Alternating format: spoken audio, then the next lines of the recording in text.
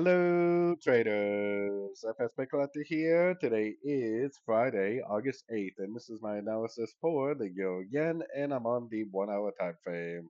So on the Euro Yen all week long, I've been saying that this is most likely an ABC correction. We had our Fibonacci on there to look for areas of resistance on the way up, but it basically just kept on making higher highs, higher lows.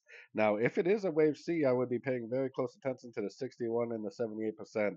If it goes to one of those two levels and then breaks structure to the downside, then I definitely would go back to being bearish because the weekly time frame trend may be trying to turn down.